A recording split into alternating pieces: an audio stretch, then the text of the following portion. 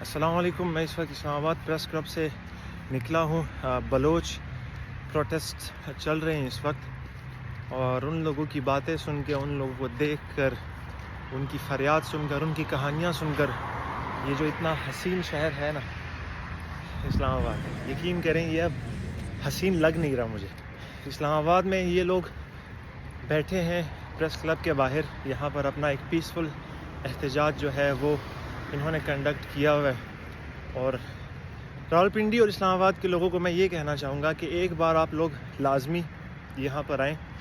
ان لوگوں کے پاس زیادہ نہیں 10 منٹ تک بیٹھیں، آپ ان کی باتیں سنیں، آپ ان کے مسائل سنیں جو ان کو درپیش ہیں. اور یقین کریں 15 16 سال کے بچے آج سے 10 سال پہلے کے غائب ہیں، اور بچے گھوم رہے ہیں.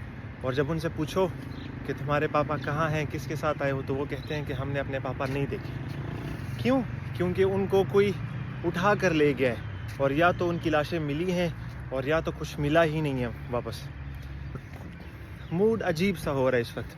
میں کوشش کروں گا یہاں دوبارہ بھی آؤں، ان لوگوں سے ملوں. اس کے ساتھ ساتھ for the people of Rawalpindi and Islamabad, میں آپ لوگوں سے ریکویسٹ کرتا ہوں، آپ لوگ ایک دفعہ یہاں پر آؤ.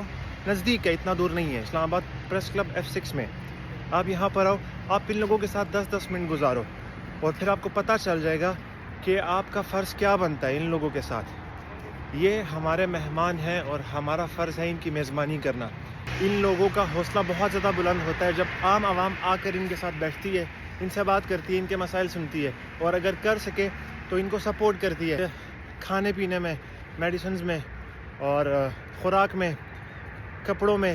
ان لوگوں کو ان چیزوں کی ضرورت ہے، لیکن ان سب چیزوں سے زیادہ ان لوگوں کو ضرورت ہے میرے اور آپ کے اندر احساس کی اور ہمدردی کی، اور اس میزبانی کی جو راولپنڈی اور اسلام آباد کے لوگوں کا فرض بنتا ہے. باقی آپ کی اپنی مرضی. جو میرا فرض بنتا تھا آپ لوگوں تک یہ بات پہنچانا، وہ میں نے پہنچا دی ہے.